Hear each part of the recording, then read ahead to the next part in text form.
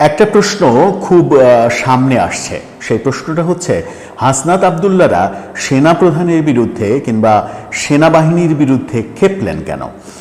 সেনাপ্রধানের বিরুদ্ধে বিষোদ্গার করার সাহস কোথায় পেলেন? ঢাকায় এই মিছিল কেন হলো? হাসনাত না ওয়াকার, হাসনাত হাসনাত, এই মিছিল করার সাহস কোত্থেকে আসলো? এই প্রশ্নগুলো সামনে আসছে। এদিকে এবি পার্টির সাধারণ সম্পাদক তিনি সেনানিবাস উড়িয়ে দেওয়ার সাহসটা কোথায় থেকে পাচ্ছেন? কি হচ্ছে? এই ব্যাপারগুলো কেন ঘটছে? সেনাবাহিনীর বিরুদ্ধে এদের শক্ত অবস্থানের একটা কারণ বোধহয় হতে পারে। সেই কারণটা কি? সেই কারণটা কি আপনাদের চয়েস হবে? সেই কারণটা কি সেনাবাহিনী প্রধান নিজেই? সেনাবাহিনী প্রধান যখন 25 ফেব্রুয়ারি পিলখানা হত্যাকাণ্ড দিবসে সেনা রাওয়া ক্লাবে একটা অনুষ্ঠানে যখন একেবারে তীব্র অবস্থান নিলেন মবতন্ত্রের বিরুদ্ধে, যখন তীব্র অবস্থান ব্যক্ত করলেন, তখনই এই যারা আজকে সেনাবাহিনীর বিরুদ্ধে অবস্থান নিয়েছে তাদের ভিত্তিমূলে আঘাত এনেছে। তাদের ভিত্তিমূলে আঘাত এনেছে বলেই তারা দেশটাকে অস্থিতিশীল করার জন্য, নির্বাচন পিছিয়ে দেওয়ার জন্য সেনাবাহিনীকে আক্রমণ করে বসেছে। এবং বলা হচ্ছে যে তাদের ধারণা যে তারা জুলাই আগস্ট আন্দোলনের সময় যেমন জনপ্রিয় ছিল, তাদের ডাকে ছাত্র জনতা, লক্ষ লক্ষ ছাত্র জনতা চলে আসতো, ঠিক এই সময়ও জাতীয় নাগরিক পার্টি করার পরেও তাদের জনপ্রিয়তা ঠিক আগের জায়গাতেই আছে। এখনও ডাকলে লক্ষ লক্ষ জনতা চলে আসবে, সেই জনতার ভয়ে সেনাবাহিনী পালাবে। তো সেনাবাহিনী পালাবে এই ভাবনা যদি মাথার মধ্যে আসে তাহলে তো মুশকিল। কি আসলে এদের ভিত্তি এই সেনাবাহিনীর বিরুদ্ধে অবস্থান নেয়ার, সেই গুরুত্বপূর্ণ আলোচনাটা করবে। হাসনাত আবদুল্লাহরা সেনাবাহিনীর ওপরে ক্ষেপলেন কেন? সেনাবাহিনীর বিরুদ্ধে বিষোদ্গার করার ঔদ্ধত্য দেখালেন কেন? তাদের আসলে ওই কি পয়েন্টটা কি? কোথায় থেকে তারা উৎসাহিত হলেন সেনাবাহিনীর বিরুদ্ধে লাগতে হবে? চলে যায় 25 তারিখের সেই ঘটনার দিকে। 25 ফেব্রুয়ারি সেনাপ্রধান শক্ত অবস্থান নিলেন, বললেন এনাফ ইজ এনাফ, আর সহ্য করা হবে না। কোনটাকে এনাফ বললেন? মবতন্ত্রকে এনাফ বললেন। সারা দেশে যেভাবে মবের কালচার তৈরি হয়েছে, যার যা ইচ্ছা সে তাই করছে। ইচ্ছা হলেই আওয়ামী লীগ ট্যাগ দিয়ে, ফ্যাসিস্ট ট্যাগ দিয়ে কাউকে মেরে ফেলা হচ্ছে, কাউকে আক্রমণ করা হচ্ছে, কারো বাড়িঘর জ্বালিয়ে দেওয়া হচ্ছে, আগুন ধরিয়ে দেওয়া হচ্ছে, বুলডোজার এনে ভেঙে গুড়িয়ে দেওয়া হচ্ছে, 32 নম্বরের ঐতিহাসিক স্মৃতি ভেঙে গুড়িয়ে দেওয়া হয়েছে এবং সেগুলোর পক্ষে সাফাই গাওয়া হচ্ছে। গাজীপুরে যে ঘটনাটা ঘটেছে, আকম মোজাম্মেলের বাড়িতে ডাকাতি করতে গিয়েছিল, সেখানে নানাভাবে নানা রকমের কথা বলে এটা অন্য ডাকাত গিয়েছিল, তাদেরকে ধরতে গিয়ে ছাত্ররা বিপদে পড়েছে, এরকম তত্ত্ব প্রচার করা হয়েছে। কিন্তু সবই যে মবতন্ত্র, সারা দেশে যে পরিমাণ মব হয়েছে 5 তারিখ 6 তারিখ আগস্টের, গত বছরের আগস্টের, সেটা না হলে শেখ হাসিনা সরকার পালিয়ে যাওয়ার বাস্তবতা ছিল। মানুষ ক্ষোভে এতদিন আন্দোলন করেছে, ক্ষোভে রাগে অনেক কিছু করেছে, কিন্তু তার পরের ঘটনাগুলো তো সেটা হওয়ার কথা নয়। আগস্টের 8 তারিখে যখন ইউনূস সরকার ক্ষমতা নিলেন, তার আগের 3 দিন না সরকার ছিল না দেশে, কিন্তু ক্ষমতা নেওয়ার পরে এই ঘটনাগুলো কেন হলো, একের পর এক কেন হলো, এই অবজারভেশনটাই সেনাপ্রধান দিয়েছেন। সেনাপ্রধান তার স্পষ্ট অবস্থান ব্যক্ত করেছিলেন। সেনাপ্রধান মবতন্ত্রের বিরুদ্ধে বলেছিলেন আইন শৃঙ্খলা পরিস্থিতি অবনতির মূল কারণ মবের সংস্কৃতি, অর্থাৎ ছাত্র সমন্বয়কদের সরাসরি তিনি দোষী করেছিলেন এবং তাদেরকে সাবধান করে দিয়েছিলেন যে এনাফ ইজ এনাফ, আর এগুলো সহ্য করা হবে না। পুলিশের মনোবল ভেঙে দেওয়া হয়েছে নানাভাবে, সেই কথা তিনি বলেছিলেন নিজেদের মধ্যে যদি সৌহার্দ্য না থাকে তাহলে দেশকে এগিয়ে নেওয়া সম্ভব হবে না। আপনারা সাবধান হয়ে যান, আপনাদের সাবধান করছি। এই যে সাবধান করলেন, এতেই হাসনাতদের আঁতে ঘা লাগলো। হাসনাত এবং হাসনাদের গুরু যারা রয়েছে তাদের আতে ঘা লাগলো যে এই ইচ্ছামতো তো যাকে তাকে ট্যাগ দিয়ে, যে কোনো ট্যাগ দিয়ে আক্রমণ করা যাবে না। এখন তো সেনাবাহিনী খেপে যাবে, তাহলে তো সেনাবাহিনীকে একটু শায়েস্তা করা দরকার। সেনাবাহিনীকে শায়েস্তা করার একটা উপায় দেখলেন কি? এই উপায়টা বের করলেন এই গত 21 তারিখে ফেসবুক পোস্টে তিনি মনে করলেন যে এখন আমি যদি সেনাবাহিনীর বিরুদ্ধে কথা বলি তাও ওই যে আগের যে ছাত্র জনতা, সেই ছাত্র জনতা আমাকে সাপোর্ট দিবে এবং আমার পক্ষে এসে সেনাবাহিনীর বিরুদ্ধে দাঁড়িয়ে যাবে, জেনারেল ওয়াকারকে পদচ্যুত করে দেওয়া হবে, সেনাবাহিনীকে বিতর্কিত করা হবে। কিন্তু সেনাবাহিনীর মতো এত সুশৃঙ্খল একটা বাহিনী, দেশপ্রেমিক বাহিনী, কুল হেডে যেভাবে ব্যাপারটাকে পরিস্থিতিটাকে ট্যাকেল দিয়েছে সেটা প্রশংসা না করে থাকা যায় না।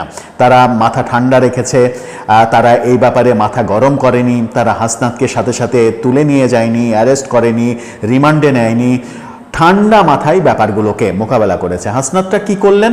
হাসনাতরা মনে করলেন যে পরের দিন একটা সমাবেশ করবেন এবং সেই সমাবেশ থেকে সেনাবাহিনী প্রধানের অপসারণ দাবি করা হবে, সেনাবাহিনীকে আরও বেশি বিতর্কিত করা হবে, ব্যাপক লোক সংখ্যা দেখিয়ে এটা প্রমাণ করা হবে যে ছাত্র জনতা এখনও তাদের সঙ্গে রয়েছে, তারা যেটা বলছে সেটাই ঠিক।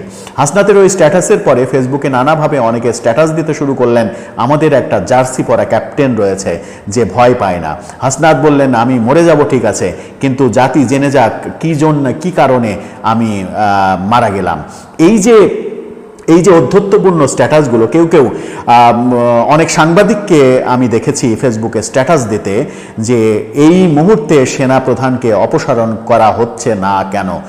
এই সকল যে অধ্যত্বপূর্ণ আচরণগুলো, সেই আচরণগুলোর মূল কারণ হচ্ছে সেনাপ্রধান 25 তারিখে এদের আঁতে ঘা দিয়ে কথা বলেছিলেন, মবতন্ত্রের বিরুদ্ধে অবস্থান নিয়েছিলেন এবং মবতন্ত্রের কাজ যদি আর করা হয় তাদেরকে গ্রেপ্তার করা হবে, যেটা সারা দেশে আমরা দেখেছি।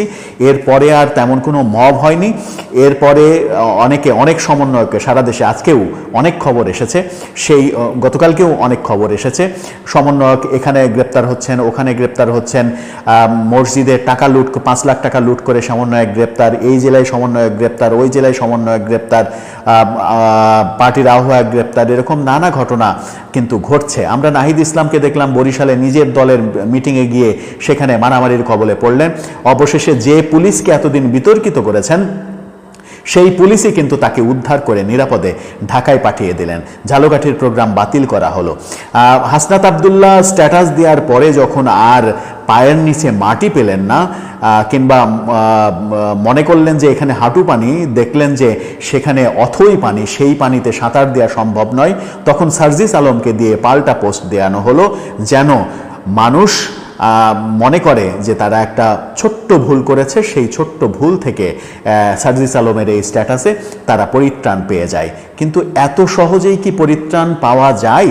আমার মনে হয় এত সহজেই পরিত্রাণ পাওয়া যায় না, কারণ সেনাবাহিনী নিশ্চয়ই দেখবে যে এদের সুদূর প্রসারী পরিকল্পনাটা কি ছিল।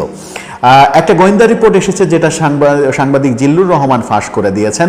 একটা গোয়েন্দা রিপোর্ট গোয়েন্দাদের হাতে এসেছে যে ঈদের পরে 14 জনের একটা টিম দেশকে অস্থিতিশীল করার পরিকল্পনা করেছে, যার উদ্দেশ্য হচ্ছে নির্বাচন পিছিয়ে দেয়া এবং বিএনপিকে দুর্বল করে দেয়া এবং ইসলামিস্ট যে দলগুলো, সেই দলগুলোকে সামনে নিয়ে এসে ক্ষমতায় নিয়ে আসা।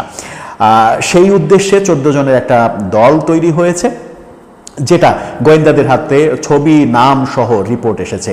এই তথ্য ফাঁস হওয়ার পরেই বোঝা গেল যে গোয়েন্দাদের হাতে, সেনাবাহিনীর হাতে একটা বড় ষড়যন্ত্রের যে জাল, সেই জাল চলে এসেছে এবং সেই জাল যে আর বিস্তার লাভ করা সম্ভব নয় সেটা সেনাবাহিনী বুঝিয়ে দিয়েছে। সেনাবাহিনী বুঝিয়ে দিয়েছে বলে গতকালকে রাতে আমরা দিনভর দেখেছি, রাতভর শুনেছি নানা রকমের গুজব, সেনানিবাসে কি হচ্ছে, বঙ্গভবনে কি হচ্ছে, এরকম নানা রকমের গুজব তো না, গুঞ্জন শুনেছি, এটা হচ্ছে ওটা হচ্ছে, দেশে জরুরি অবস্থা আসছে কিনা, সেনাপ্রধান আজকে সেনাবাহিনীর সদস্যদের উদ্দেশ্যে ভাষণ দিবেন, নানা রকমের কথা কিন্তু ছড়িয়ে পড়ছে।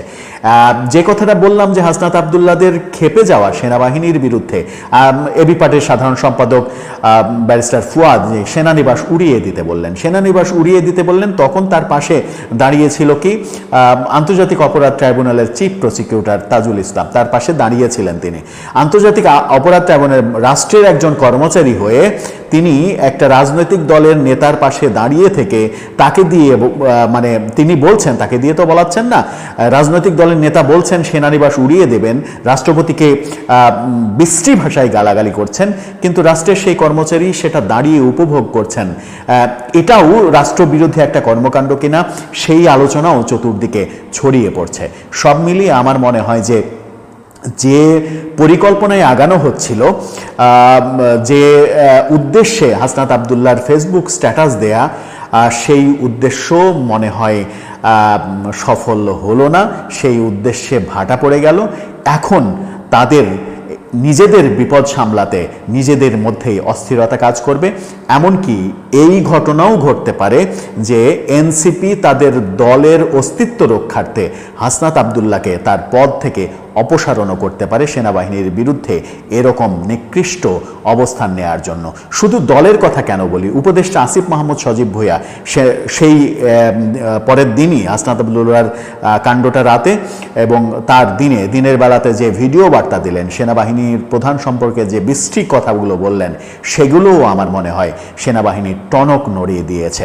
সব মিলিয়ে এই সরকার, ইউনূস সরকারের যে শক্ত অবস্থান, সেই শক্ত অবস্থান আজকে প্রশ্নবিদ্ধ হয়েছে। অনেকে বলছেন সেই কারণেই এই সরকারের ক্ষমতা কন্টিনিউ করাটা কঠিন হয়ে পড়বে। দর্শক, আপনার কি মনে হয়? আপনার মতামত জানিয়ে লিখতে পারেন আমাদের কমেন্ট বক্স।